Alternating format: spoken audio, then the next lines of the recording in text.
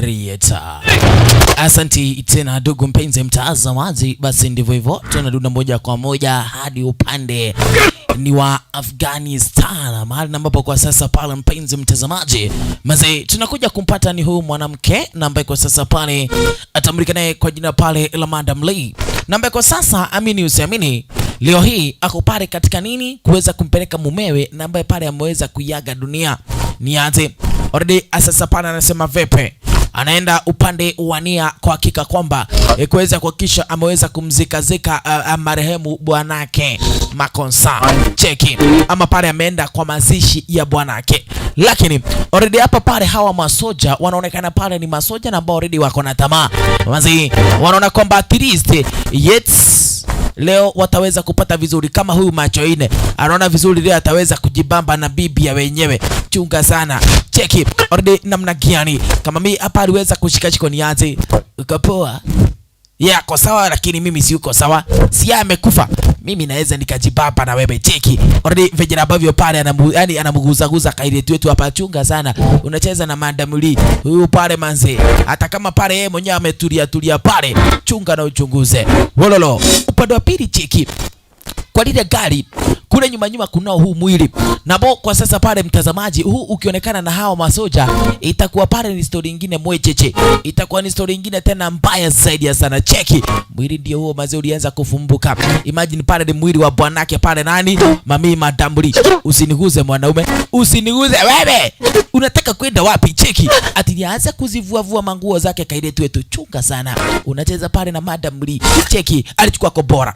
Ngoja sasa wewe wale basoja wengine walikuja wakadhani kwamba pale kabinti hapa nataka kuweza kulipo, alichomoa nini safety pin mazi nitakufiatua ni mchoboke kafra. Walianza kufiatua marisasi. Cheki ilikuwa inaitwa backup yake kaide tu pale Madam Lee.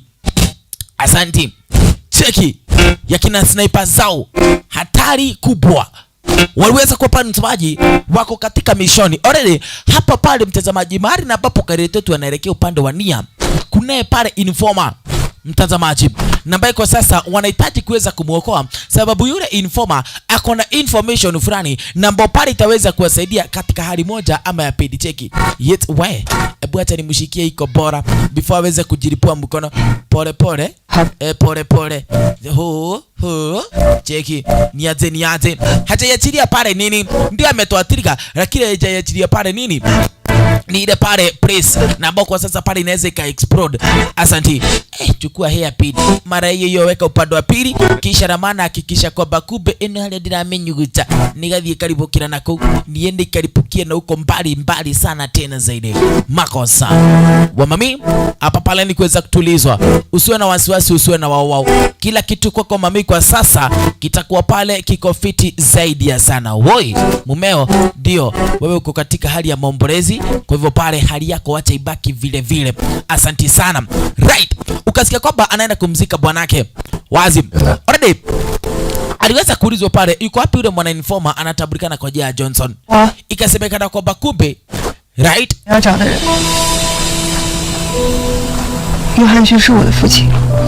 yeah, Johnson was my father. Ndio huyu na amekufa. Yet already kwa sasa pale nitawapeleka hadi mahali ambapo mnahitaji.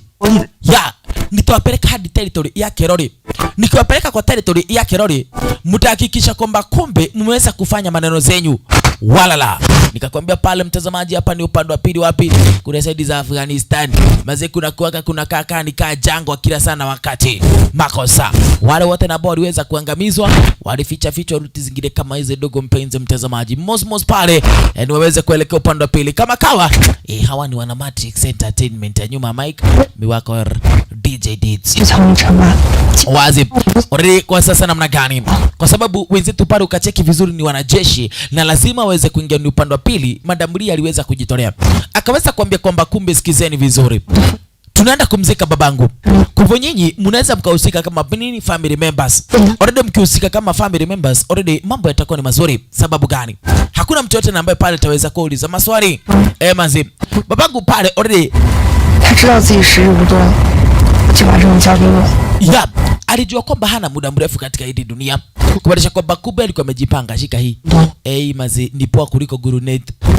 Mazi unapiga tu moja ya roho na joro kalekelia hau, unapiga tu moja ya roho na hiyo maneno unamalizia pale. Asante sana wazi Mosmos pale, mpenzi mtazamaji, nikakwambia vipi hapa ni kwa nini kwa Yet ni lazima waweze kuangaliwa wamekuja kufanya nini. Nianze mimi ninaitwa pale nimeleta pale nini vegetables za Kerori, kisha na maana pale nikiendelea na maombolezi. Cheki hawa ni kina nani? Kuoi ukamekufa imagine mazi hawa pale ni brigade na bo pale ni family members. Yani imagine hawajui mwenye namba wanalilia, lakini lazima jichore. Cheki alipewa $100 akajua asante sana, hizo zimetosha. Hiyo ni kama 1200 ya huko walan. Mara hiyo marume ama pale kikosi chenyewe chote ni waweze kuingia upande wa pili ndani, lakini wasiwe na habari already kila kikosi wakaingiza. Cheki mabuduki ziko upande wa pili, ni waweze kujiandaa kwanza ili waweze kuingia upande wa pili katika mishoni kwa jambo moja ama ya pili. Asante. Nianze leta hii sio halika yako. Cheki exactly yes we hii sasa ndio inahitajika. Mbona mlileta sifu ndogo hivyo? Cheki ni baada ya kumzika Johnson. Maze hii ndio tu babangu ange provide, hakuna kitu kingine na ambacho babangu angeweza kuprovide. Cheki ghafla akipita alipatana na Dori. Yes, ili Dori lilikuwa ni lake pale na ambalo alikuwa amepewa na budake miaka kitambo. Imagine kwa sasa budake aliweza kuwa amelihifadhi pamoja na zile burungo zingine. Yes, Mr. Jail Johnson kwa sasa ni maiti na already pale yeye ameenda kwega wamemzika, lakini pale already cheki yes makosa scam syndicate ni ya compound kwake msiatabirikana kwa dia pale na already kwa sasa pale kaidetu wetu hapa wakiwa pale na babake walikuwa wamezoea katika kuleta nini surprise za vegetables na zinginezo. Already kwa sasa ameweza kuleta pale ni zile surprise, lakini leo anaonekana pale kuna mtu mwingine hapa nyuma. No huyo nani huyu mwenye upande wa pili kule nyuma sijai muona. Already akasemekana kwamba yeye mwenyewe ni mute, yani haongeagi, lakini ni kalia mgeni yani yeye mwenyewe pale huwa anabeba hizi burugo. Sawa. Okay, pita ndani haraka upesi. Safi. Kailetu ni aweze kuingia upande wa pili kule ndani sasa. Walana. Kufika upande wa pili pale kwa sasa already ni waanza kutoa nini ni zile nini vegetables. Ama ukipenda zaidi ni zile surprise na ambazo pale wameleta. Ni aje Munene, mbona uko na maneno mengi hivyo pale? Mazi, umeniletea nini leo? Nimekuletea nini? Cigarettes. Asante sana. Mwanaume naye pale ni aweze kuanza kufanya nini? Ukaguaji wake. Hapa ndo wanafaa kuvamia na kikosi chake. Kuna mse fulani na ambaye ni informer na ambaye kwa hapa ndani na ambaye ameweza kushikwa na kikosi cha Kerori na ambaye kwa sasa wanahitaji kuweza kumuokoa. Ona mali na papo aliingia chochoro nyingine kama hii. Kisha na maana kwa hizi burugo zake cheki buruki iko steady by kafira Mungangi alikamu ni aje wewe buda wewe ndani ate Mungangi na wakagosodia yet kujapa Mungangi nyau mara hiyo vunjwa shingo haraka sana hapa. Kuna kushinda tukiongelelea, bora tushinda tukizungumza ndio kanedhi siri. Mungangi aliagabizu kafra Kimani alikamu Kimani mani nikiokira Mungangi gafra alidungo upande wa pili kule nyuma na kaidetu yetu pale yaitwa daga. Yet mliniambia nisitumie grenade, nitumie daga. Nimemua uko sawa wewe chojo Chicho, 从现在起你就是我抓住的人质。别气死哇cheki already kwa sasa pale kikosi chenyewe wameweza kujibebea mateka venye na baba pale ujaiona. Cheki sasa kama mimi aliambia pale nitakubeba kama mateka. Ona sasa yes. Kisha na maana pale kikosi nikianza kujiandaa. Cheki wanajiandaa na kuweka makobora. Nyinyi mtaweza kujua umujui yes walala. Masniper wako upande wa pili kule Juju wamejiandaa vizuri zaidi. Manzeni hata fireworks ziko tayari watu wangu. Tulipue mta walala. Cheki, signal ziko connected. Kuna 4 guards na bado pale wako area zenyewe. Na kuna robotorite na bado pale mnafahamu lichuge zaidi ya sana. Ye. Kama mimi akiangalia naona kweli wale wanawake vita na bado wanapatana nao mazeni kichapo cha mbwa mwizi. Goja. Hapa pale kuna yani hu sniper. Atabuka koja pale la Cheng. Cheng aliona huu ni ujinga na ukumbafu. Nyinyi na nyinyi kama ishi. Nyinyi na nyinyi mashetani. Mtajua hamujui. Nyazi. Nimekapata kakizungu kama zeni ka spy. Nika spy. Okay. Sawa. Kalete ndani kakainterrogate bio. Kalete sasa pale Madam Lee niweze kuweka upande wa pili kule ndani. Already kufika area zenyewe walikuja wakapata exactly yule pale cheki mtazamaji. Alafu hit yule yani informer ako pande wa pili kafra. Kanyina alianza mavamizi sniper. Weka bunduki chini. Gasia. Anala. Amuna adabu gadhia hichi mujikosa mumekosa ujinga mumekosa adabu sana mawenda wazimu wa angusha hapa. Yes gafra walikuja sasa kupata ni yule mwana informer niaze exactly akona ile rebo upande wa pili kule mgongoni kwa Modotioge ndiye huyu mapua refu kama yake Nandi Gungdha wa hii niaze cheki makombora nazo gadhia alimeka sensa kumaanisha kwamba Kube yote akijaribu kupita pale anamjua. Yet tuendelee na kazi sasa. Ka informa hapa nikatolewe. Wala na yet mavamizi bado ghafla. Gari ndilo ile pale waraka bebwa. Ukiachwa pale Manzera yani mara yoyote alipafea. Ngoja.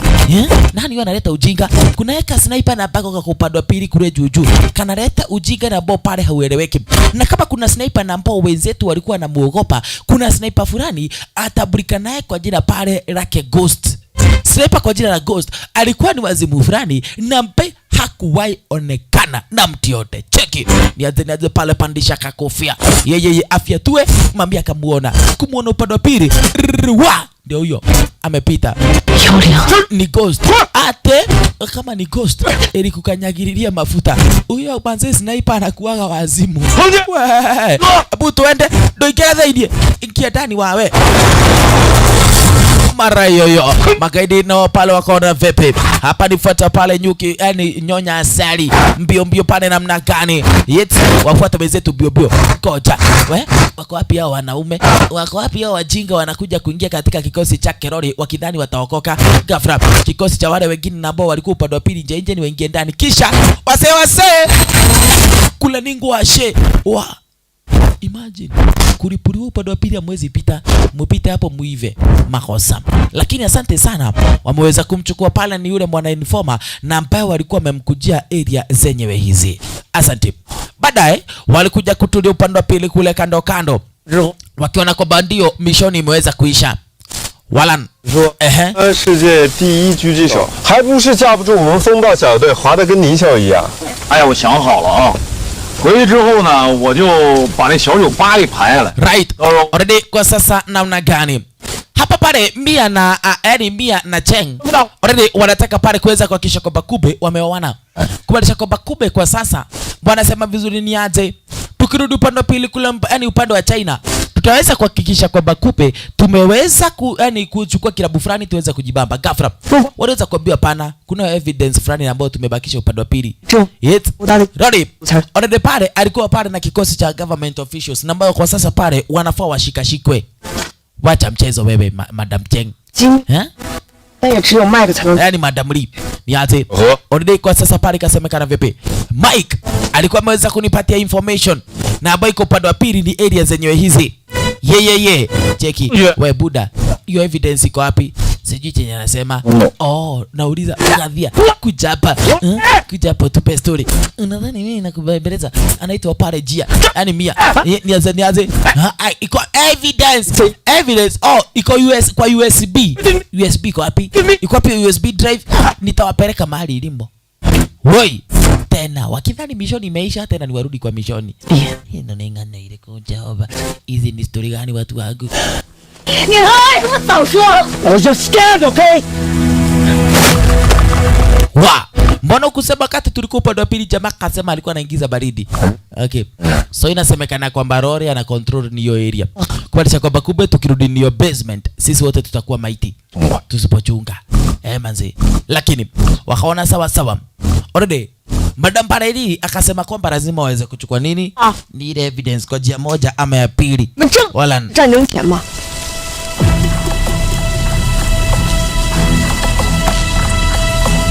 怎么？难道现在要出尔反尔是吗？ 这小丫头片子说话真难听，信不信我一枪崩了你？有 wa check him. Kwa sasa mambo namna gani? Ikasemekana kwamba kumbe itabidi tuturudi upande wa pili. Wapi? Hadi upande wa pili kule kwa kijiji. Kuna chokile kijiji ambacho pale kinasemekana kwamba kumbe huu wazimu, huu mwana informer ameweza kuficha ni ile hard drive ama ile flash disk. Goja we unatuthreaten kama mimi ati tusipomaliza hatutalipwa? Kwani tunaweza acha hiyo yani mishoni hapa, tunaweza imalizia hapa. Wewe unatubeba aje hapa? Sisi ni machaji na manyonyo is ghafla. Upande wa pili kwa umbali waliweza kusikia milipuko, wakajua sasa kikosi kinakuja kukuja. Kwa hivyo itabidi ni waweze, kama kuna evidence waendee kwa haraka. Cheki already ni gari lao na ambalo pale limeweza kuchemka. Cheki na magaidi wako na gari zingine na ambazo ni kubwa kubwa, kisha na maana ukisikia ni ghost ndiye huyu. Yet sniper mwingine na bani hatari sana tena zaidi. Hao watu ni maprofessional. Usijali na professional wao pale. Already tuko nao samaki na boita ishatuambia pale venye ambavyo tutafanya. Kwa hivyo ni tuweze kufuata maagizo ya mdosi. Wasikia namna gani? Rory ameweza kutubana na kasiba pale information ni ile ile. Safi. Ghost naweze kufuata. Mwewe kama kawa. Ukiona mwewe jua ni kubaya. Wenzetu walifika location. Nikakwambia hapa ni jangwani kabisa. Modani mdogo pale ni aje. Waweze kuhakikisha kwamba kube wameweza kuingia ndani na wakiingia upande wa pili kuna ndani basi wataweza kuwa wanachukua nini? Ni ile hatch drive, yani flash drive.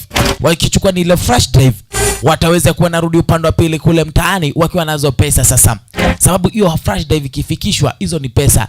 Sniper pale mtomaji Cheng apande juu. Yet huyu pale netawekea backup. Wetu kufika hapa pale wakapata ni mambuzi tu. Mambuzi. Kaso mbuzi. Kwani Christmas imekaribia? Bado. Asanta. Cheki. Walan. Ye.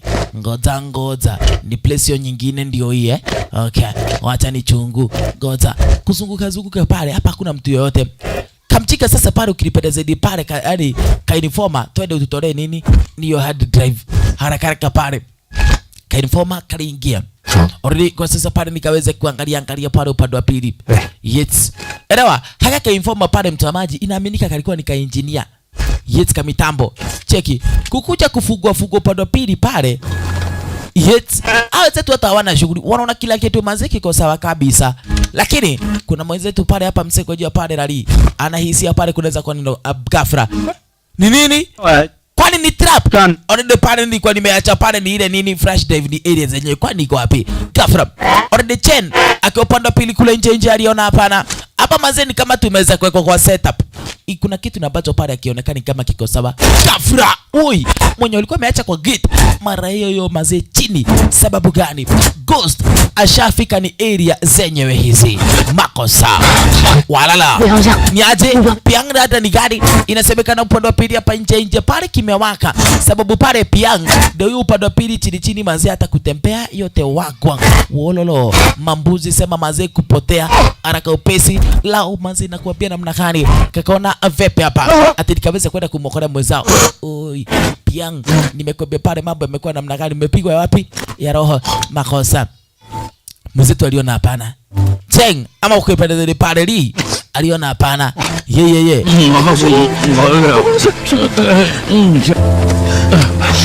Bwana historia kafanyika kigafra. Mbona wakajua pale wamekuja wenzetu area zenyewe hizi? Yet ni kumaanisha kwamba pale mali ambapo kile kikosi kilikuwa mbali sana. Makosa. Jamaa pale mami kusikia yani kuja upande wa pili alipata nini? Yet kadi. Manzi. Hiyo kadi ni ya nini? Ni ya bibi yangu, mpelekee mwenyewe. Bebe, utaenda kuwa bibi. Ukali. Siku umesema utaenda kuchukua kilabu mjibabe na bibi yako ukirudi mtaa. Kwani shida ni gani sasa? Wololo. Wajaribu manze kumfanyia first aid. Mambo wapi? Hii inaonekana pale ni mbaya sana. Hii ni wako. Kunywa kitu oi. Huyu already sasa hivi tunaongea ameenda kuweka. Hatari. Makosa. Mambo namna gani? story mambo vipi? Jamaa maiti. Wenzetu wakaanza kujiuliza maswali. Mbona ikafika vile? Roy manze ni moja wao kuacha kwamba kubigafra kikosi kizima manze kimefika. Watu kama 30 hivi na wote wako fully armed. Na manze kwanza wewe kama miaka kabla tafute nini snipers location. Cheki kikosi chote mtamaji pale ni kukuja kajamaa kalikunywa pombe yote. Akaide muone. Wewe acha ujinga. Jamaa anachomoka akienda wapi huyo? Awe usijaribu kuchomoka. Rieta maswali na majibu vile. Goza tusongeni mbele. Unacheki magaidi wako na machine gun zingine kubwa na zingine dedere. Goza kama mimi aliona vile hapana. Kama nikusaidia. Oya grenade. Hi baba nikuchukua nyingine. Mofaya. Magasia. Hata amna aibu, amna hata adabu. Walala angusha kadha wa kadha. Ghafla chugeni zaidi. Hawa magaidi ni wengi pale nakuambia. Walala niache. Ya kufiatua. Usijaribu kuweza kubakisha kokote uhai pale sababu already pale ukibakisha mjika moja uhai yote 9 itakuwa ni wagon. Yote 9 itakuwa ni ngori. Mama niache. Yes, ghafla cheki. Already pale kale ka informa kakupatwa pili maze kamera rara kama kajinga. Niache. Fiatua kitu baba. Woi kaide tu sniper. Hapa mmengoja tu ule sniper aweze kufiatua risasi mara hiyo pale amfanyie maneno. Nianze ghafla mwenzetu aliweza kuona hapana. Huyu mzee mwana informa kuna kitu na ambacho pale anakifahamu. Alimchomoa mbio. Simko na haja na huyu. Alimchomoa akiwa amemhanda. Yeah, one more shot and I kill him. Cheki. Waliambiwa watulize. Mbona pale wakaambiwa tulize? Mwenzetu alihisia kwamba huu mzee kuna kitu anajua. Huu sio engineer. Hapana. Ni dalega. Hata venye hao wajinga wamerudi. Funga mlango. Walifunga mlango asante sana. Kisha na maana mzee tumeriski maisha kumoko. Wewe nyamaza. Unadhani huyu ni nani? Huyu mzee sio engineer? Hapana. Hakuna mtu ambaye anaweza katupeleka yetu kama hizi. Hata yeye mwenyewe ndio engineer alikuwa amefanya maneno. Ulikuwa unajua pale walikuwa wanatufuata sio? Wale wengine wanashangaa mwenzetu anasema nini hapa? From the moment we infiltrated to rescuing the hostages, everything was too smooth. Siamini tena ambacho nasema drama ya kile draugai gadhia. Wewe kando na wewe kuna mtu mwingine alikuwa anajua drive ilikuwa hapa. Sumo pivo.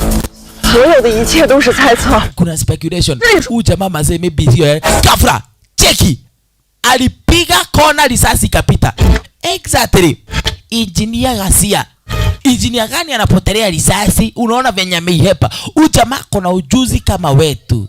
Huyu ni sniper kama sisi. Mwenda wazimu. Nataka kuadhoni. You are just a sniper as me. Kakando. Mazee pole. Sijafanya kitu wewe. Itakuwa namna gani? I'm trying to help you. I'm not lying. Yes, I'm trying to help you. I'm not lying. Unataka kutusaidia. Leta hii kiara yako hii. Hii nywele hata maybe ni akuwekelea cheki. Akianza kuomba pale, mjinga alianza kucheka. Imagine. Sababu amini usiamini, uzi ile informa walikuwa wameenda kutafuta pale mpenzi mtazamaji. La hasha. Sasa mtazamaji ndiye Rory. Mwenye na pale walikuwa wanamtafuta. Sababu gani? Rory alijua kwamba pale yule ka informa engineer yuko. Akaweza kujichora ni ile tattoo yake yule ka informa. Kisha na maana akaweza kuambia wanajeshi wake waweze kumshika. Sababu already alijua kwamba kupe bado kikosi cha wenzetu kitamkujia yule informa. Sasa kimemkujia. Na kwa sababu pale alikuwa na grudge na kikosi cha wenzetu, sasa ni wakati mzuri kuatia adabu. Kutoka kumwekera kiboko kiega, kuwapiga kiboko yenyu tu mzuri safi sana. Yes, na tangilia anacheka ghafla. Already walitumiwa matia gas. Mara hiyo pale wenzetu waweza kuziondokea ni zile matia gas. Chungeni kwa kile kivumbi. Jangili pale Rory akaona vepe. Nyinyi mtajua mzoi. Woi, kama mimi haoni chochote pale kwa ile vumbi pale mtazamaji, makosa. Ghafla vumbi ilishaisha pale. Niache. Kumbuka kwamba pale Zeng wakiwa na Fang walikuwa wanafaa waone. Sasa amini pale mtazamaji, Zeng ukipenda hadi ukipenda zaidi Wildcat ndio yule. Wildcat ukipenda Zeng Zenka ligeuka, lakini anageuka kubweka sisters. Nianze watu wangu, mtu wangu babe, kimeumana nakwambia zo. Wacha fangaone tena bibie ama wife to be amepigwa kifindo moja ya moyo. Hatari. Ate what? Mara hiyo wamami upande wa pili kuna chini. Fang manze wacha aweze kuona vile. Manze nakwambia pale asira zamani za manzi yake. Woi chunga mwanaume kwenda. Yake mazidi pita pale kwa shingo mbaya zaidi. Makosa. Jamaa upande wa pili chini. Nakwambia pale. Ona sasa. Wote wawili wameweza kufiatuliwa. Sasa ni wafikiane. Baby. Dear sweetheart. Yes. Cheki. Oi, nimepigwa mazimu moja ya kifuani kikukujia my sweetheart. Lakini sasa inaonekana pale story ni wagwang. Mambo ni mabaya hapa. Oi, makosa. Cheki. Nianze. Jilete tu mdogo. Kuja tu wa mami. Makosa. Walala.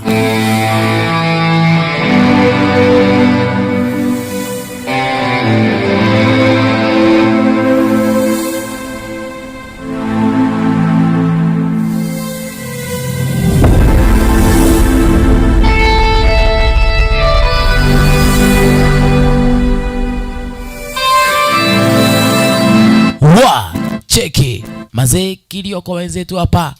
Wote wawili maani kwa jamaa maiti. Dem ndiye amebaki. Alafu sniper pale ili kuweza kujifanya pale amesikia vizuri. Aliamua kumuongezea kailetu risasi nyingine. Kailetu ya what a romantic ending. Mapenzi imeishia vizuri. Makosa. Walala. Wote wawili maiti. Yes. Hatari.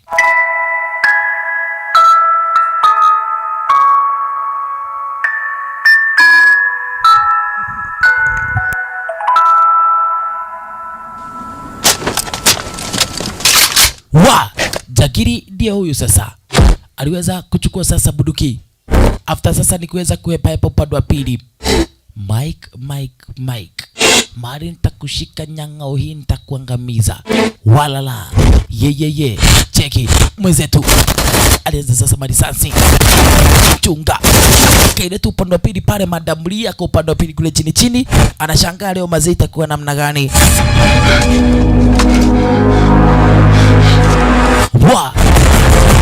Chunga.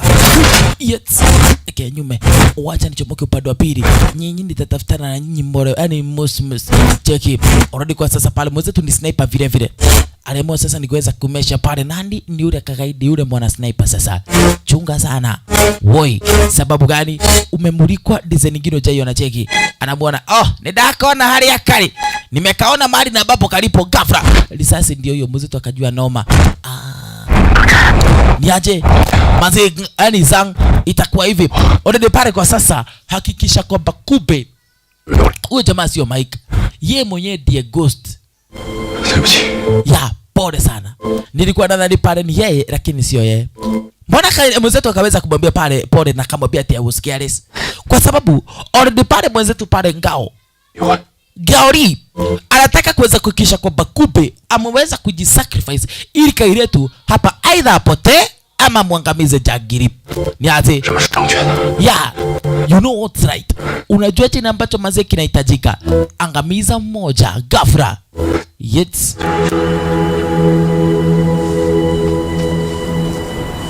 Wacha nikuonyeshe. Sinataka tu kujionyeshana yani wazimu. Nikaje the location. Wacha nitafuta location. Yeah. Nikipata ni location mara hiyo pale uweze kuwapata. Na nakwambia pale mara hiyo my thing. Ngoja. Yeah. Yes. Ngoja. Yes ya. Akawapia magaidi. Ngoja cheki. Kaburuki kama mwenzetu vile kanaangalia pale na yule sniper sasa. Yule mwanamke nianze. Ghafla alifyatuliwa moja pale upande wa pili wapi? Kule kwa bega. Gaidi mazee akaweza kujua pale ndivyo hivyo. Ukipenda zaidi pale ule mjinga tambulika naye kwa jina la Ghost. Kaile tu naye kwa sasa pale anashangaa mambo namna gani. Ghafla pepeta upande wa pili wapi? Kwa ule ukuta. Oi kaile tu. Na hezi akafyatuliwa sababu amebaki peke yake. Akifyatua ujinga hata yeye mwenyewe atapatikana. Ghafla aliagusha mmoja. Kuna sniper. Cheki. Gaidi pale aliweza kuona pale namna gani. Ndiko sasa kumtafuta kaile tu. Ndiko kali hii. Alifyatua pale upande wa pili. Na kamkwaduza kaile tu upande wa pili kwa haraka zaidi. Cheki. Ya kameenda wapi? Karorako. Mwenzetu naye kwenda kupanda. Chunga. Jagiri alimumulika. Akajua namna gani mwanaume moja hatari zaidi ya sana. Nyangao. What's up now, baby? Niaze. Mambo namna gani mtu wangu atani kamtru ni kuchekele. Alafu afike. Kufika kwake mwenzetu alianza kumcheka. Modorova. Mambo namna gani? Mbona pale una kama mwenye namba pale amechanganyikiwa na life. Woi, kile tuna upande wa pili pale kwa sasa. Already ashaweza kuepa hepa mara hiyo. Magaidi wakajua vepe. Kamehepa hii mara, lakini rudi kikapata next time manze itakuwa ni story different. Manze, the sniper is gone. Lakini wakati wake pale manze ukifika itakuwa ndivyo hivyo. Sawa. Uje daka mumaki ni msichana mmoja. Atafanya nini? Ngoja. Mark. Amo kipete zaidi. Gaori zang. Ulikuwa ndani pale kuna kitu unaweza fanya? Hakuna kitu unaweza fanya mtu wangu. Ngoja. Ghafla. Mimi naonyesha kio. Kumaanisha kwamba kumbe gasi unajua kile ambacho kinafanya. Ona giza. Wazi kabisa. Tutoke upande wenyewe ule. Tungi upande wa pili wa Guinea Bissau. Guinea Bissau mtazamaji pale. Tukupata kikosi fulani hapa na ambacho kinaongozwa na jagiri fulani atabika kwa Japani la Harrison. Ama samani sana James Harris. Yes.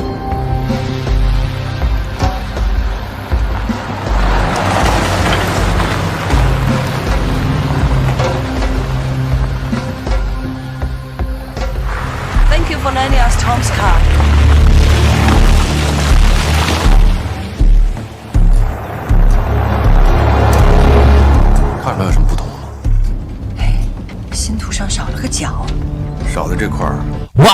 Kwa sasa namna gani?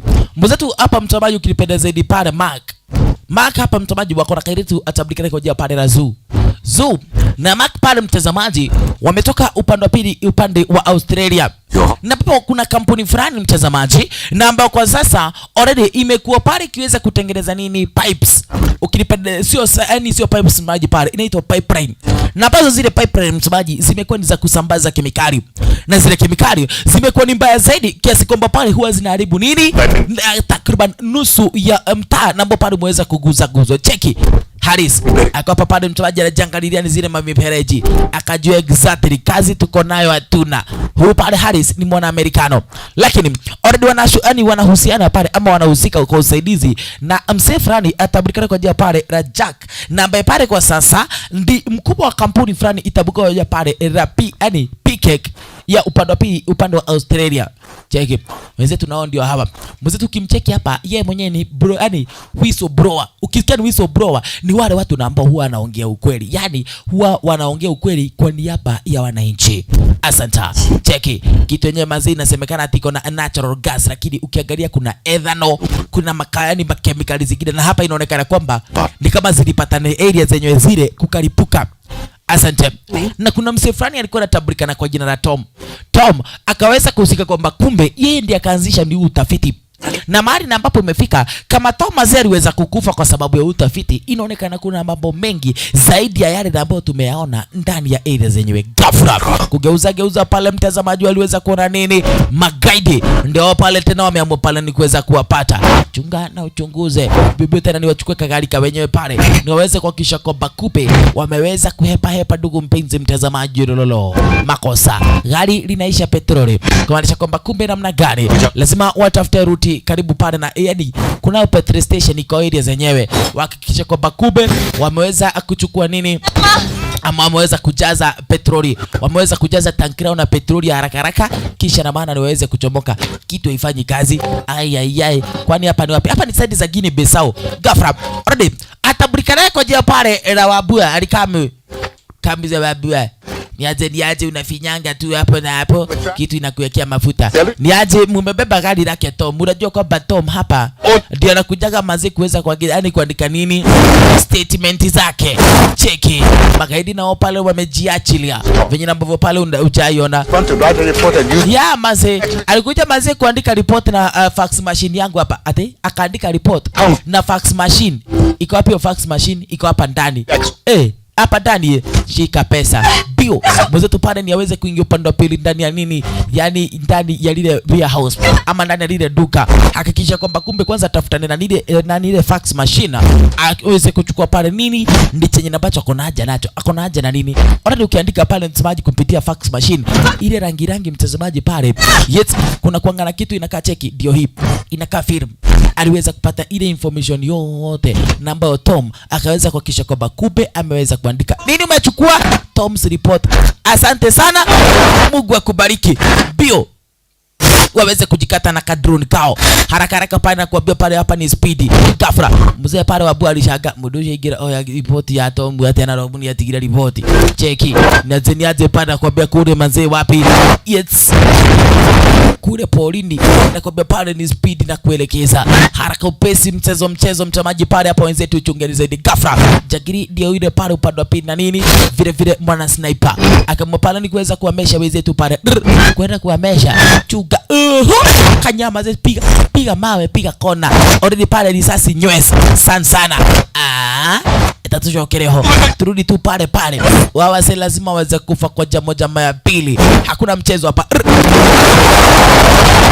Nyote risasi maze zinanywesa ufala zinanywesa ujinga venye ambavyo pale ujaiwa mwezetu aliona hapana.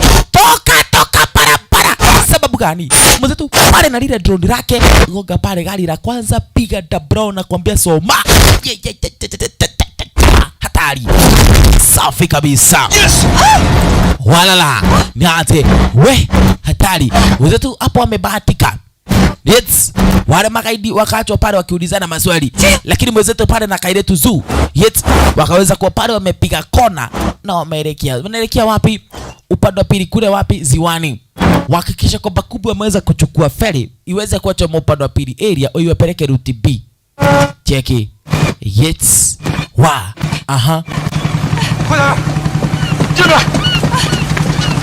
Twende na hii haraka pale na kuambia gojani kidogo ni atia. Yes. Rudini maze kama mimi aliona pana niko na diamond. Buda kuna daya upande wa pili. Mara hiyo wezetu weka power lift na boni ya sare. Ona sasa wanasoma ile information iko kwa fax machine. Manze 这就跟在复写纸上写字会留下笔记是一个道理。看这儿，他们贝克在提醒公司，距离能源wazi Tom alikuwa amefanya kazi ya ziada kwa sababu pale mtazamaji ile information yote na pale alikuwa amepeana inaonekana kubwa pale inapelekana zile explosions zote na ambazo pale zinaendelea area mazi ndizo ziliweza kuharibu pale mtaa wa Livingstonia. Mwezetu akakumbuka ni kweli wakati nilikuwa upande wa pili side za China mazi tulikuwa na huyu engineer na peka mweza kumuuliza pale engineer mwenzake upande wa Livingstone kulienda namna gani na vile upande wa Melbourne kulienda namna gani. Na kwa sasa mwezetu wakaweza kujua pale ndio manake pale unacheki kwa kila gate yake Harrison tunaangaliwa. Mami anajua vizuri upande wa pili JPEG yenyewe pale ni kampuni na ambao kwa sasa amini usiamini inahusika katika uraguzi ama ukipenda zaidi sana na pale bribery ya hali ya juu. Safi. Kumaanisha kwamba vipi ile bribery lazima watahakikisha kwamba wameweza kudiri nayo kwa njia moja ama ya pili. 绝对不可能。可他说了会啊。那是为了让你们公司中标，前提是3家竞标公司都能保证技术安全。要是技术真的有问题，出了意外，对他来说也是个灾难。他前途就完了。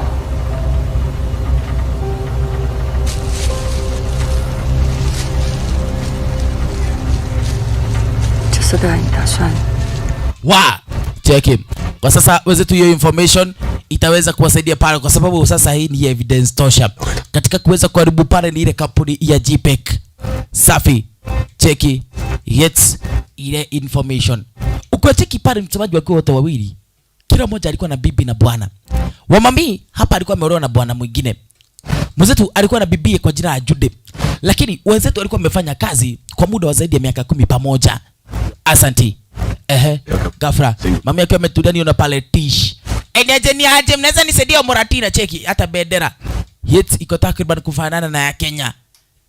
Walala. Ndio hiyo kikombe moja pale ya Moratina abuda. Simnipe ingine. Na si ulisema pale vile wangu. Sahi wacha nilewe maze tuko uhai na hiyo ni story ya Mungu. Mara hiyo. Maze tupare akachukua kikombe. Yet akidhani pale ni kitu tamu sana tena zaidi. Maze takwira. Kwa nini? Kaya tu manzana mcheka tu pande wa pili. Haujui Moratina venye yo uonja hivyo. Manze. Mark, wewe manze sasa zote unakuanga pale my hero. Kama sio wewe singekuwa uhai. Saizi ningekuwa nimekufa na hiyo story ikasaurika. Asanta. Yes manze mara hiyo busu. Imagine. Kitu nambo pale hawajaifanya kwa hiyo miaka yote wameishi kufanya hii kazi. Lakini already kwa sasa pale. Yes. Mazip. Hapa juzi wanaweza kuhusika pale msomaji story nyingine dabo pale iko inaeleweka. Kwa sasa pale wanaogopana. Yet kwa sababu ukasikia kila mmoja akona bibi na mwingine akona bwana. Kama mimi alianza kulia. Maze. Cheki. Nyakati ni za mara tonight bado. Ama nyakati ni za usiku. Cheki upande wa pili nako mtazamaji pale sasa kumbukizi za wenzetu zinaonyesha mambo na pale mtazamaji ujaiona. Ololo. Cheki vifo mtazamaji pale, demolition zingine hatari. Sura nazo pale vile zinawapitia. Mazishi maombolezi. Baba ni kubaya, dadi ni kulonzoro. Na hizi zote zimeletwa na kampuni moja ya JPEG. Na kwa sasa pale nataka kuweza kufanya vile hadi upande wa pili, upande wa China.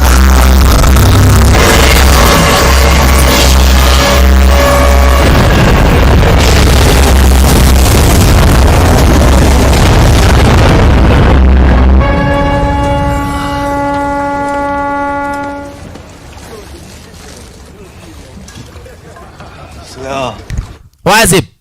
Asubuhi na mapema mwenzetu aliamka akapata siranga kayuko. Zaidi ya yote mtazamaji, amebeba ile evidence yote wenzetu walikuwa wameweza kuitafuta. Asante. Sasa niamke. Anamtafuta sirang. Niaje ukilipenda zaidi zo silang safi. Ani siliang. We, ako wapi? Mumeona ule mwanamke nilikuwa naye hapa jana usiku? Huyo hayuko. Ni kama ashajitoa. Mzizo anashangaa alijitoa vipi na kuniita. Kumbe amini usiamini ndugu mpenzi mtazamaji, Wamami baada ya kupata ni ile nini evidence ama ile report yake ule mwanamke atabulikana, yani mwanaume atabulikana kwa jina pale lake Tom, aliweza kuitumia pale ni ile evidence kuweza kuhakikisha kwamba kumbe ameweza kuitisha pesa kutoka kwa ile kampuni. Cheki mzetu aliona nini diamond ring ya ule madam, akajua okay, kumbe mwanamke ashanisaliti tena. We buda, niaje utaenda na huyu? Ni kwenda anaenda harakisha jo. Safi. Alifika upande wa pili kule ukingoni sasa mwa bahari. Kufika sasa hapa ako na hasira venye ambavyo mazi ujaiona. Ameona huyo dem amemtumia vibaya. Ghafla Kasimu kalipigwa. Niaje mzetu ni aweze kuchukua ni ile simu. Amini siamini, hiyo simu ilikuwa inapigwa pale na Harrison yule jagiri, na beko sasa pale wanashirikiana na Jack upande wa pili kule side za JPEG kuweza kuhakikisha kwamba kumbe wameweza kumfanya mwenzetu anyamaze, sababu mwenzetu anataka kufichua siri na ambao ni mbaya zaidi. Okay, tuko na Mrs. Zhou na ambaye ametupatia namba yako. Ametobea kwamba uko na copy na nyinyi wenyewe hata mshaipendana. Mzee, so unileta hiyo report, nitakupatia demu yako pale room number 44 ama 408. Yes, You can keep her. Yeah, ate mweke. Oh, mwanamke ni mdanganyifu. In my life. Nyoka. She fucked me. No, I fucked her. Fucked her. Yeah, kuna kitu anamaanisha kwangu. Inasemekana kwamba kumbe we leta report afu utapata bibi na pesa. Pesa gani? Aya, hakukuambia. Wakati nambapo pale ulikuwa umelala, Udema alichukua simu akampigia bwanake na akamwambia pale aweze kumjenga pale milioni kadhaa. Na ziekwe wapi? Yes, kwa simu yako, kwa akaunti yako. Kwa hivyo kuna pesa kwa akaunti yangu. So mnataka kusema nini? Ujika sifanyi, simupati pesa. Uwa mwanamke. Mark, do whatever you want. Fanyaje na ambacho unafanya. Oi, kaleti mazee guy, ni kweli. Pesa ndio chanzo cha kila kitu. Chanzo cha mashetani. Mzee tu aliona hapa kuna toy. Kuangalia, alio chote yenye akawacha wako nacho cha haja ni hizi viatu. Hizi ndura. Kwa hivyo aliona vepe aonge na mbogi. Wewe waseni aje. Vepe. Cheki ndura zilibebwa na nani? Wanyeke aduthi. Yes. Yaze. Itori itega tudimani. Yeman. Kisha already pale ikasemekana kwamba mwenzetu amepatikana kupitia nini? Kwa GPS. Ikasemekana kwamba kubia kuji upande huu, anaenda upande mwingine. Endeni huyo jamaa haraka upesi. Mara hiyo pale namna gani? Kanyina we. Unamko ukienda wapi? Utavyetulia risasi na utoyo. Chunga sana. Walala. Cheki. Magaidi sasa pale wako nao nini? Wako nao tracking device. Asante. Ile tracking device itaweza kuwapeleka hadi location ambapo pale mwenzetu wako upande wa pili wapi? Kule sokoni mwa Guinea Bissau. Lakini wachunge sana. Mwenzetu sio wazimu. Nina huku. Cheki. Erai. Tokeni hapa. Niaze. Toka wewe kasia. Mnaendaje pale mkijifanya? Ngoza tuko anaanza pale na huo mwanaume. Target iko hapa. Ngoza. Harrison akaja pale wamempata mwenzetu. Nianze kama mimi. Ndio huyo jamaa tumembamba zo. Pole. Woi kama mimi. Sema manze kuboeka. Akijua kwamba pale boy wake ni maiti. Nianze. Marekewe digithia goma. Alimkata pale jagiri na Mario kehesaika ni apote. Kafra. Mragoni kulibishwa. We, diukarore no. Edo kagaria ni nani? Jagiri kufungua mrago.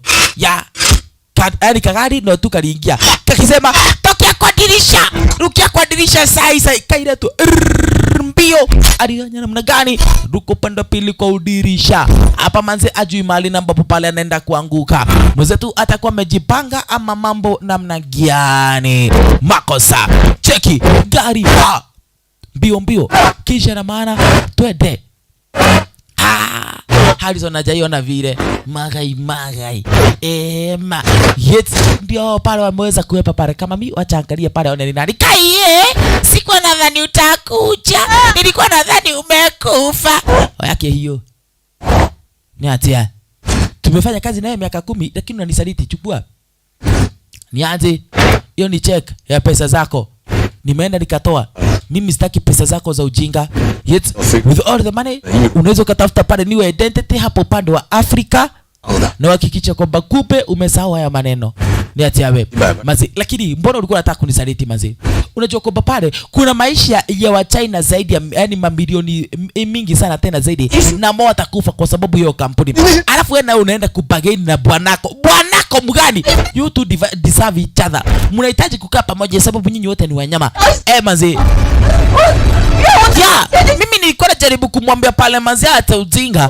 At least mazi nilikuwa na beg for some mercy. Lakini yeye mwenyewe pale akaweza kuteka advantage na akaweza kunipatiana. Sasa sinaona mahali ambapo tumefikishana. Evidence yote pale umepeana. Mimi kama whistleblower hata kazi yangu mazee upande wa pili sasa sijui itafanya namna gani. Mbona hata niko kwa JPEG company. Hiyo kampuni pale imefanya uraghai kwa muda mrefu. Sasa nyinyi mnasema namna gani? Wazimu. Walala. Mwenzetu pale namna gani? Hapa pale kuna hasira na mwenzetu yani na Kairetu ujaiona. Kwa hivyo kila kitu ulichoniambia jana usiku chote kilikuwa ni uongo.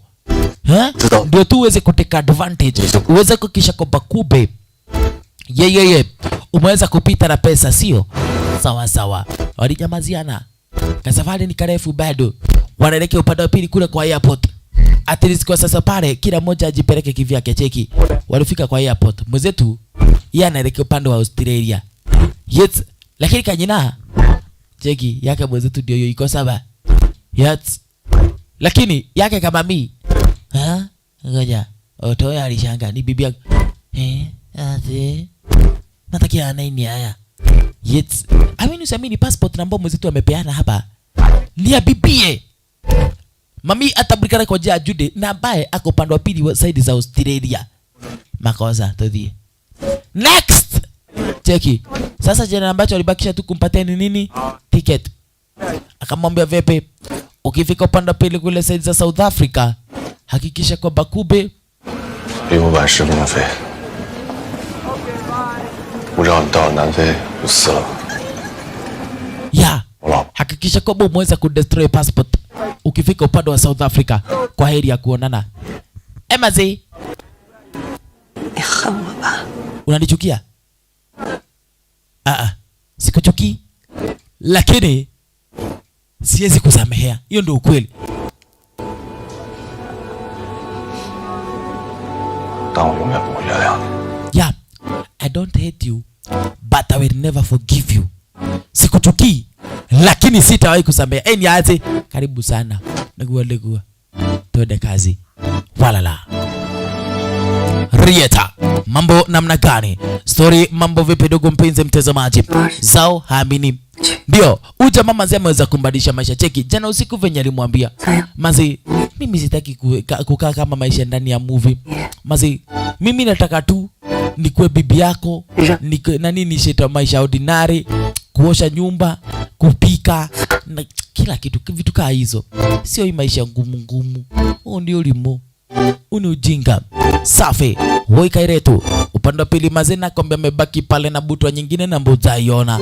Asanti sana. Mwenzetu niweze kuchukua upande wa pili ndege aelekea hadi upande wa pili wapi? Side za Australia. Lakini chenye ambacho hakuwa na habari nacho mtazamaji ni kwamba already upande wa Australia kumewaka moto venye ambavyo hujaiona. Sababu gani? Amini usiamini ndugu mpenzi mtazamaji, story yake na bibie ama upendo zaidi, story yake na Madam Zuu imeweza kuchacha na mwenzetu sasa alifika na shanga. Wewe atibekuwa pale na nini? Na afia kado na bibi yako. Mazi unaenda kumuchiti na yani na mtoto wa Mr. Adi.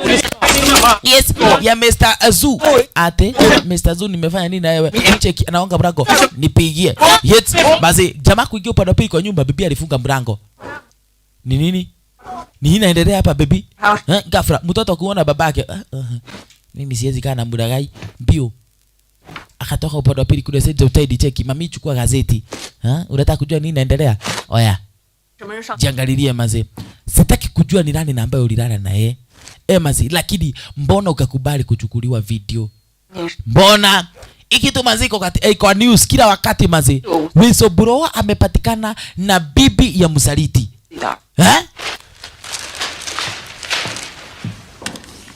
Sio hivyo tu. Ndio hiyo news. Cheki. Mazi hata hatuamini. Huyo jamaa kupe alikuwa tu ni blackmailer. Yani amepata pesa. Cheki. Kila station inaongelea stories zake mwenzetu kuwa whistleblower wa uongo. Mbona pale akafanya vile? Cheki. Video yenyewe inachezwa mazi live on TV. Venye na bibo pale. Basi. Kumbe. Hindi unapenda. Unarecord, yani unajirecord. Ukifanya maneno. Umeharibu maisha yetu. Mbona sasa ulifanya vile? Cheki. Venye na baba Mazeka alikuwa kanasonga. Baba ni kubaya. Dadi ni kunoma, mzetu waamini.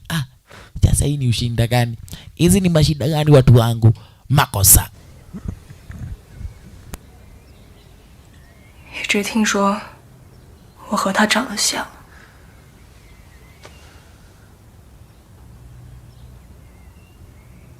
你是因为娶不到他你才娶我的吗？ Right. Niliambiwa pale kwamba anafanana na Zuu. Unataka kuniambia ulinio ndio pale Zuu? Yaani mimi nikuwe kama Zuu kwa maisha yako? Be, hapana. Mimi nakupenda wewe iguo. Kwa sababu ati mnafanana na mtu sasa nilikuwa juu mna bebe. Kafra. Upande wa pili kule jiji tena watoto ndio hao. Wameanza kumkimbiza mtoto wako. We! Tokeni hapo haraka haraka pale. Cheki. Onale pale wamekuja kuchora upande wa pili kwamba mwenzetu ni msaliti. Yet Daniel ako pande gani? Daniel ndio pale vina kijani. Yet na kijiko. Wewe gasia. Msijaribu kurudi hapa. Hasira nazo pale nakwambia namna gani? Mwenzetu. Cheki kijana vya amechorwa kichwa. Yet Msaliti. Wana news press iko hapa. Mami aliweza tu kumwambia mwenzetu namna gani? Mtu wangu wewe toka tuenda. Yeah. You better leave. Just leave. Wenda tu. Atukutaki hapa kwa maisha yetu. Mwenzetu pale tena akaona hapana. Sawa. Yaani kama life imenifikisha hapo, mimi sitakuwa na budi. Alienda kutafuta nini? Kanyumba kakukomboa. Upande wa pili kule upande wa outside. Cheki. Kukuja kuchukua gazeti kila saa inaongelelea mwenzetu. Mani cheki ati upande wa pili. Bibi amekasirika. Mumewe alikuwa anahusika pale. Yes. Na bibi ya wenyewe. Cheki. Kwa news. Hakuna mtu sasa anaweza akamwamini. Mwenzetu alikuwa anapeana ukweli kuhusiana pale na ile kampuni ya JPEG. Lakini kwa sasa pale kampuni ya JPEG kwa uraghai wao wameweza kutumia pale ujanja na ujasiri, wakaweza kutoa video na hata ijulikani ilirekodiwa vipi. Wakaweza kuweka upande wa pili kule kwa media. Ghafla mwenzetu kuingia kwa simu, mwanzo alipata simu hapa. Yet sini akuje. Kwake nani? Kwake ule jagiri sasa. Ndiye huyu. Ode kwa sasa namna gani? Jagiri mwenye JPEG ndiye huyu. Akamwambia aje, usijali hiyo story yote iko. Lakini mwenzetu alimwambia pana. Nikikuja hapa nimeambia beste zangu naenda kwa kampuni. Kwa hivyo mkini yani chochote kinifanyikia wanaita makarao. Got this all. Wewe Mark, wewe umeget this all wrong. Hakuna mtu mwenye amekuja hapa manze kukufanyia maneno. Manze, tunajua kwamba za Owen yeye mwenyewe ndiye aliweza kukuseduce. Lazima alikuwa ameweza kuweka nini? Kamera upande wa pili kwa room yake. Ili ndiye aweze kufanya vile, ndiye aweze kunitisha pesa. Lakini wewe mwenyewe umefaidika wapi? Hakuna. Manze, Mark, 我知道要进爱河的感觉。I saw the side. I saw the side. Disaster. Niliona the disaster. Hard. Mazi, Tom aliandika report. Report gani hii? Unamaanisha report? Yeye alisema kwamba UCG company ndio iko na shida. Yaani kampuni ya mifereji. Hakusema kwamba ni kampuni yetu. Na wakati explosion ilifanyika, watu wote walimlaumu hapa, walimlaumu Tom. Shika, ndio information yote hapa. Mazi, ilikuwa pale ni shida yake Tom. Yeye ndiye alifanya haya maneno yote pale. Ili kafika vile. Mimi na Hudson tumekuwa pale katika harakati ya kuweza kuhakikisha kwamba kumbe tumeosha jina la kampuni yetu. Mazi, hatuko tunataka pale kuharibu jina la kampuni yetu sasa. Asanta. That's the fact. What? No. I swear. That wasn't us. Yeah. Ore pale chochote na ambacho maziki mwafanyikia yani kimeenda upande wa pili kwako manyumbani, sio sisi. Sisi tunamfuata pale zoo. Cheki. Mzetu alikuja akajua sawa. Icon ugore. I found the evidence. Alikuja kwake yani kwake manyumbani bio. Already kuna pale manda ambapo pale unaweza ukaview kamera zako zote. Kwa hivyo aliamua pale kuweza kuangalia nini zile kamera zote. Waangalie wapi? Zuzu's Place. Cheki. Kuangalia ile video. Cheki. Walimpata pale ona. Mami amesimama tu pale upande wa pili, kisha amuka upande wa pili na maasira zake anza kuangusha vitu. Imagine. Ile video na ambayo mwenzetu alikuwa na expect kuipata sio yenye namba alipata. Ai. Mani jinedwe, cheki. Kisha na maana gongesha tu upande wa pili, akajifanya yeye mwenyewe anaumwa. Ndio maana pale makaro wakuje. Kwa hivyo mami mwenyewe pale ukilipendeza zoo, yani zoo mwenyewe ndiye mbaya. Lakini mtazamaji, kampuni kama JPEG inaweza ikaedit video zingine kama hizi zikae kama ni ukweli. Yaani AI imekuwa ni kila kitu. Nyita, gari yako iko sawa, enda nayo. Mwenzetu alisema hapana, sitaki gari. Wacha nikakae mahali kwingine. Yaani ndio gari ine. Ni atia. Alimwacha Judy bibie. Haraka upande wa pili namna gani? Kuja upande wa pili komboka nyumba. Upande wa pili wapi? Yet kule hasra Skoda. TV hizi washa. Jua najua already akiwasha pale inaona story, yani inaongea tu story zake za ufala. Ati amefanya sijui alifanyiwa, sijui ikatendeka, sijui kapandiliwa. Utinga tu. Cheki. Mazi siku nenda sikurudi. Mwenzetu pale atoke kwa zile nyumba. Sababu already anajua pale akitoka upande wa pili. Cheki. Leo akona mgeni. Usiwaje tarushini ruru yote mani kukakogudha kudira burago. Kufugua ni wa mami. Karitu atabrika na koja pale lake nani? Lake zoo. Angalia. Kwa room yake mwenzetu kuna kamera. Yet check it. Ndio amekuja hapa na amekuja pale kuweza kutoa ukweli. Sababu kando ya kile kitu ambacho kinaendelea katika ile kampuni ya JPEG, bado yeye mwenyewe anaweza kuwa pale evidence tosha. Shika. Hivyo ndo gazeti inasema siku hizi. Maze ukaficha kamera. Wakati ambapo pale mchezo ulikuwa unaendelea, ukarekodi kila kitu alafu ukatuma kwa media. Ni madole ya akili. Au na akili wewe mwanamke? Mbona umekuja hapa Australia? Siko na pesa zako za kutosha, singeka tu mahali ulikuwa. 有什么好问的？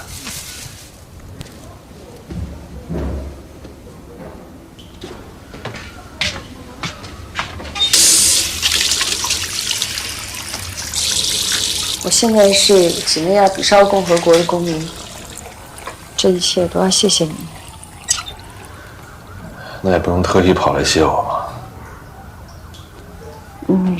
新闻和视频我看到了，可能误会了，那真不是我拍的，我没有理由这么。我哪知道你有什么理由啊？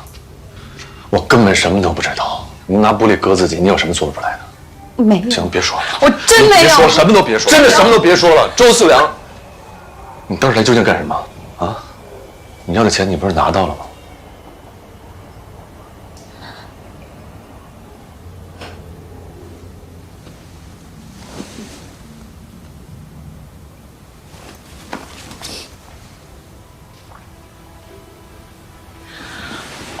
承认我骗过你。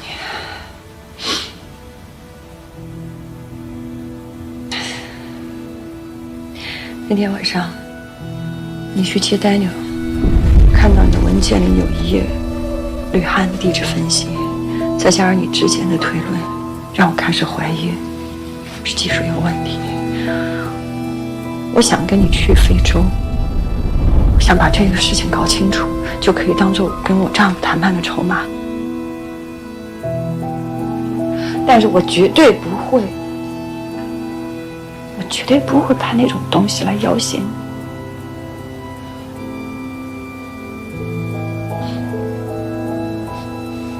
你想，在红灯区那天晚上，你和那杀手是前后脚进来。Wazi.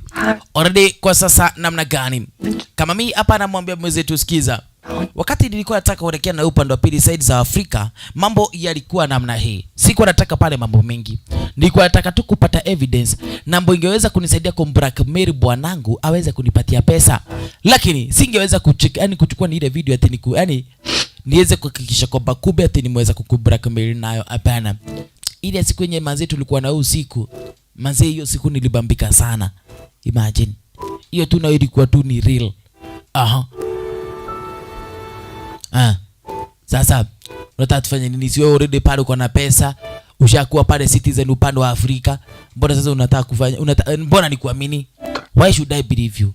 Manze, sina hata evidence ya kunisaidia manze katika my work. Sina chochote pale, kaide tu nikilio tu. Magai, toke jirani hiyo kuona naye. Niliambiwa 这是 Tom Baker 交给公司的调查报告。 Ati ndio ilikuwa pale ripoti yake Tom Baker. Lakini mimi siamini chochote hapa. I don't know if this is real. Siamini kama hichi yani mambo ya ukweli. Kwa sababu kifo chake Tom na Peter yote ni incident ya kampuni. Right. Kama mimi alimwambia sikiza. Hata kama pale information hayonge ukweli, mimi naweza kuwa ni kama witness. Cheki, mazi ukafanya pale pesa ziweze kutransferiwa kwa my bank account. Ukaweza kutumana ile sex tape yenye nambo pale siamini ni ulifanya. Right? Alafu sasa pale hao watu wote upande wa Rivan City wote watakufa. Kama mimi alimwambia pana. Mazi. Nilikuwa nadhani pana nikipata pesa nitajikata. Na kila kitu mazi ni sahau. Lakini they still went on importing zile pipes na zile makemikali. Lakini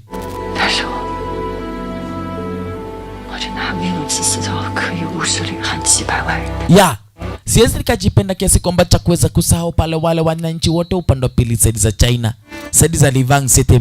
Kwa hivyo tena ambacho nitafanya, nitahakikisha kwamba kumbe nimerudi. Na kurudi kwangu nitaenda kwa TV na niseme kila kitu, yani nitoe information yote kuhusiana pale na haya maneno. What do you mean?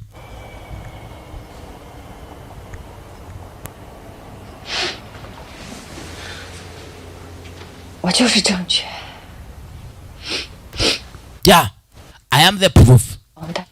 Mimi kama Chinese representative nilichukua bribery na nikaweza kushika kwamba kumbe nimeweza kuchukua quality in the control measures, na mimi mwenyewe pale bio, yani ndio bado niliweza kusuppress wale opposition katika ile story. Kwa hivyo mimi ndio witness. I'm the witness you need. Si utapelekwa tena na utafungwa. Haina shida. Mimi nilisema haina shida. Bora pale watu waishi na amani, lakini mimi sitawaruhusu watu wakufe ujinga. Hiyo nao siwezi ruhusu. Safi. Aha.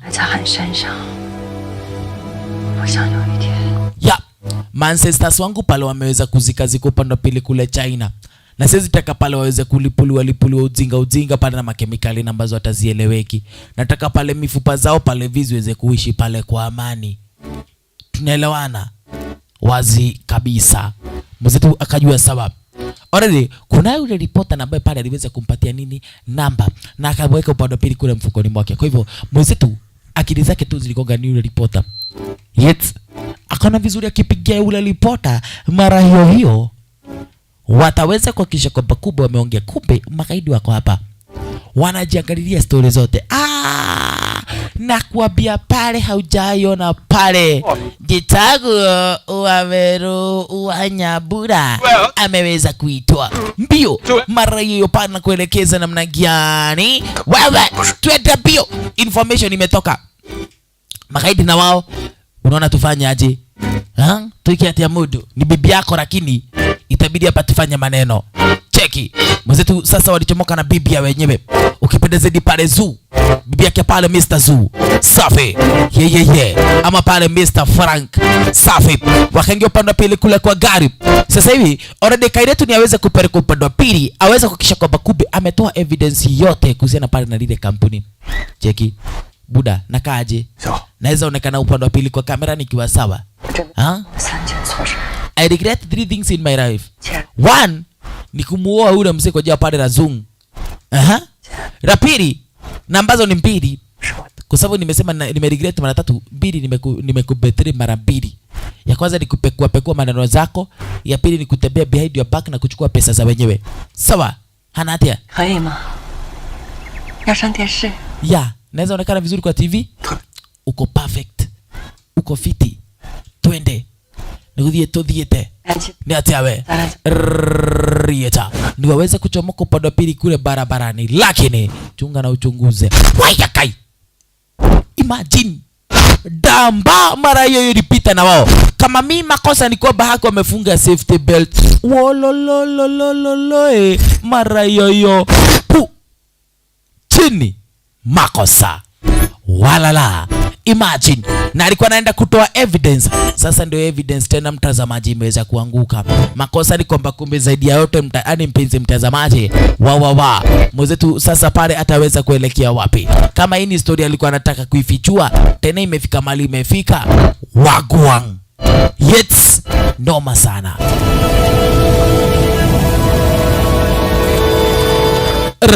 Rieta.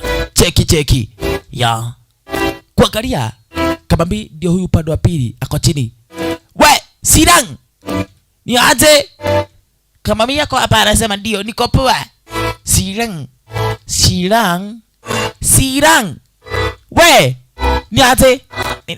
Niko fiti. Wewe usijali. Mimi niko fiti. Imagine, lakini hali yake kama mimi mtazamaji ilikuwa ni mbaya sana teze, sababu wakati tu mwenzetu alidhani kama mimi ako sawa, woi aliweza kuiaga dunia vyenye ambavyo jaiona. Na baada ya siku kadha basi ndugu mpenzi mtazamaji, sasa hivi wajinga pale walile kampuni la JPEG wale pale ni kuweza kuhakikisha kwamba kumbe wameweza kuweza kuintroduce kitu kitambulikana tu pale kwa jina pale la uhusiano wa pamoja. Kampuni hapa Australia, upande wa Japan, upande wa China, zote niziweze kuaminia ni kampuni pale ya JPEG, ili pale kampuni ya JPEG na pipeline zao waweza kuhakikisha kwamba kumbe pale wameweza kufanya maneno. Check upande wa pili hapa kuna maneno, yani pale kuna nini? Kuna mbio za mamerikebu. Check pale sasa. Hapa niweze kupiga maji kama utawahi piga tena. Check. Vikosi ni vitatu pale nakwambia tu mzae tuko hapa tunajibamba tu. Nima dakora ndio mood. Leo maneno ndivyo ndivyo hivyo. Lakini kwa kile kikosi kimoja pale, ndugu mpenzi mtazamaji, ona kuna mwenye ambaye amekuja hapa tu kuweza kuharibu maneno, sababu yeye mwenyewe ako katika mishoni na mishoni yake pale lazima iweze kukamilika. Safi kabisa. Waliingia upande wa pili kule kwa daraja, kuingia upande wa pili kule kwa daraja, kuchomoka upande wa pili, mmoja yuko wala la ameleka upande gani? Yeye ako pale katika mishoni yake pale ya kuweza kuhakikisha kwamba kumbe lololo hawa jinga wameweza kukitabua. Yeah man. Yes. Yeah. Nuko hii cheki chopa na manze ndio hiyo pale nafuatana pale na wale wase iweza kuhakikisha kwamba kumbe wote pale wameweza kufika upande wa pili route B. Cheki mwanzo tu nani upande wa pili kupanda hakikisha kwamba kumbe sasa ameweza kutumia pale nini ni hizi sewage ama ni hizi pipeline huku kwa mak yes huku kwa mashimo wako ni kwa muda fate kutokira ghafla kama mimi bibie ndio huyu Jude. Wewe ni nini? Ni rubbish. Already ikasemekana kwamba okay sio Jude. Ni wa Mokami. Right. Ikasemekana kwamba kumbe ndio mami alikuwa anafanya kampuni area za hizi kazi. Kwa hivyo anajua chenye ambacho anafanya. Cheki zile rubbish alizieka pale. Right. Cheki. Mwenzetu naye ndio huyo. Bado niazidi kupanda upande wa pili kule juu. Wametengeneza nini? One calculated move. Yeye na wengine kadha wa kadha. Hakikisha kwamba kumbe hii kampuni yake pale msomaji pale ya JPEG haitawahi fanya kazi tena. Cheki. Mami aliangalia pale ndipo hapo akajua pale exactly anafuata location venye ambavyo pale alikuwa amepoa akafungua nini? Ndio ventilation. Bas, safi. Hapa nako pale mkutano umeanza. Yes. Kuna msee anaitwa Secretary Chai. Sijui kwa nini aliitwa pale Secretary Chai, angeitwa Secretary Nduvia.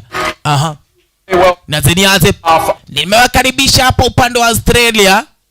Mwanze kuhakikisha kwamba kumbe mmeweza kufanya kazi kulingana venye ambavyo inahitajika. Yes. Kulingana na kampuni hapa pale. Yes, ukitaka kufanya kazi vizuri, fuatana na kampuni. Cheki, akona work permit. Mzee best yao pia. Huyu naye pale msomaji pale usimcheki hivi ni ka technician mmoja hatari. Yeman. Kisha Said B mwenzetu alichomokea. Asanta. Right? Kutomoka akajua exactly. Mkutano unaendelea upande wa pili ni aje. We, niache.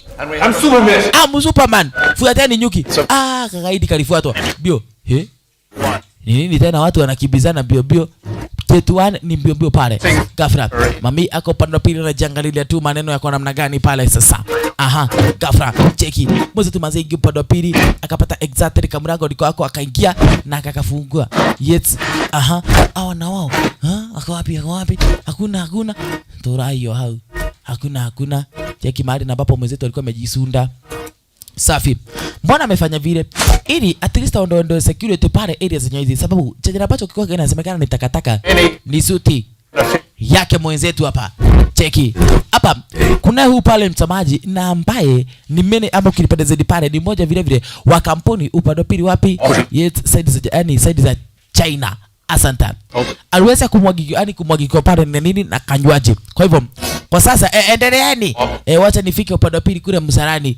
Kenyabe ginya kioro. Ni hata nikajipaguza. Cheki kajagiri kana chaka nini watu wanatoka ujika leo. Okay.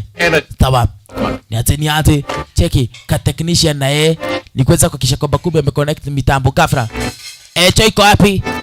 Iko namna hii. Wacha niwapeleke. Mwenzetu ngoja, wacha nitawapeleka kutoka hapa. Mwenzetu akawachukua. Asanta. Kwa sasa pale msamaji venye ambavyo amewachukua. Huyu pale ni yule wa China. Akimuonyesha pale ukweli wa mambo, kila kitu kitakuwa sawa. Ghafla Jakiri naye alipigiwa simu na mtumufu. Rekea joke. Ghafla kama mimi akajua exactly kama kuna mtu ambaye pale amepiga simu kagua ni kuliogodhi. Wacha nikuonyeshe mahali ambapo pale utaweza kuelekea. Cheki mwenzetu naye upande wa pili, ateni kuingia upande wa pili kule msarani. Kenya bed mirror. Wacha niangalie ni hizi cho. Mzee anaona ni kweli hii security mazena kuambia ni nyingine tamu sana. Sawa. Ingia. Please. Yeah, please. Unaweza kaingia sasa. Mzee, ngojeni hapo nje. Ghafla mwenzetu alijifungia ndani. We, tafadhali nataka unisikize. ghafla twende hivi. Pole, sitakuumiza. Hapana, alimunyoga pale mzee. Cheki, kakaidi nako mazika ligi upande wa pili. Maana hapo mwanzo kwa nini? Kwa nini? Nataka uangalie pale TV. Mimi naona wanyama. Mbona uniambia niangalie TV? Kateknisha nako pale ni kama kana zuba. Duikaki ole itano rako. Cheki, ghafla security ilikuja. Mara hiyo pale ni kuweza kumshika mwenzetu upande wa pili kule chini. Mazi, munene tafadhali. Angalia kwa sikirini. Nyame, nyeo, utinga sana. Yeti niweze kutomoka ghafla. Asante sana. Aliweza kusikia pale information. Ulidhani umeniua, sijakufa, ndio mimi ucheki. Sasa ni kwa rumu na boka mzee yuko. Kamera inamuona. Kamera simu yake iko sawa na simu namba pale inatumika na wenzetu pale katika kumuona pale gaidi. Check. Sasa hivi pale BPA alimwambia vizuri, asante sana. Ungetafuta roli ingine, unigonge vizuri. Next time look for a perfect driver. Kakaidi wacha pale kaweze kuongea ujinga matope. Gathie no kile tugekio na kafogira kuire. Sasa manzo umeharibu maneno yote, ulichukua pesa ungeenda tutulie kwenyu. Sasa hizi story gani unafanya? Kalilo poko wakajinga mbaya sana. 如果你没有跳出来，一切都会平安无事。你到底要什么？我要真相。 The hell with your 真相 ，you stupid bitch！ 明明拿了钱，你为什么还要回来？为了 Mark？ 你以为这是爱情吗？你们是在偷情。Wasikia namna gani? Mbona ulirudi? Ulirudi kwa sababu yake Mark. Ulikuwa nadhani pale Mark na bibi yake. Ndio. Sikatai. Tulikuwa tuna cheat na hiyo sio mzuri hata kidogo. Lakini relationship yetu pale haiwezi ka change chochote ambacho pale Mark alikuwa anasema. Alikuwa anaongea ukweli wa mambo. Sababu gani mtazamaji? Ona sasa. Ndio wanadhania kwa uhai, lakini mami alikufa kwa ile ajali ya barabara. Mwenye ambaye pale kwa sasa anaongea ni Judy, bibi ya mwenzetu hapa. Lakini wameweza kufanya pale nini? Face recognition. Yani wameweza kubadilisha sura. Ikae ni kama pale yake Zu, bibi ya gaidi. Madhe pale mtazamaji, hata kama pale alikuwa na bonga, akiongea hapa ndio anamtetea mwenzetu. Lakini bado anatupa vibe. Gaidi yaamini. Kile tukia goma. Ulinisaliti kwa sababu pale ya mwanaume na baya tajielewi. Cheki. Yet.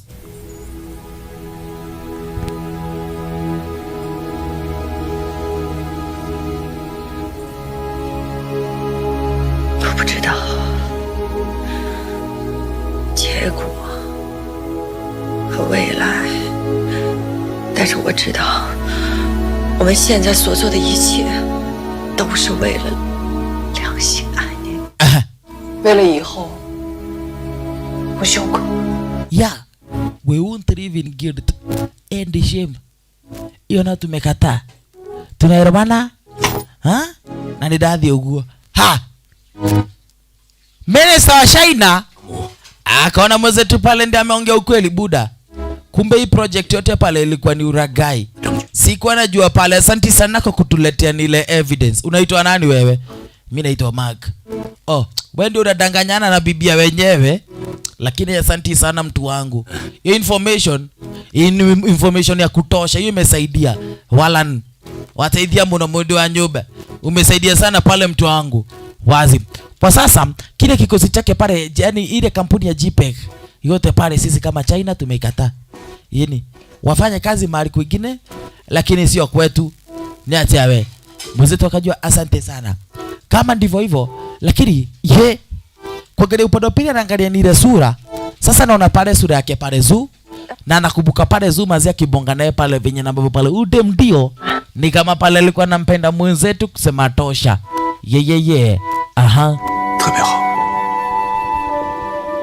Wazi. Lakini yote tisa sasa kama misi ni maiti. Kama mia shakufanga. Na baadaye kikosi chake pale msamaji namna gani? Zong alishikwa. Wakiwa pale na Haris. Kwa sababu hawa wawili pale ndo walikuwa wanafanya ni ule uragai. Bribery ilikuwa upande wa pili juju. Lakini kwa sasa pale asante sana. Wameweza kubamba bambwa ndugu mpenzi mtazamaji. Safi. Na mimi cheki ni kuonyesha ndivyo hivyo ndugu mpenzi mtazamaji. Manzi, huo ndo mwisho wa filamu letu ukilipenda. Asante sana. Tena zaidi ya sana. Walan. Review process of you and your family. Visa expires in 3 months. I must leave Australia by then.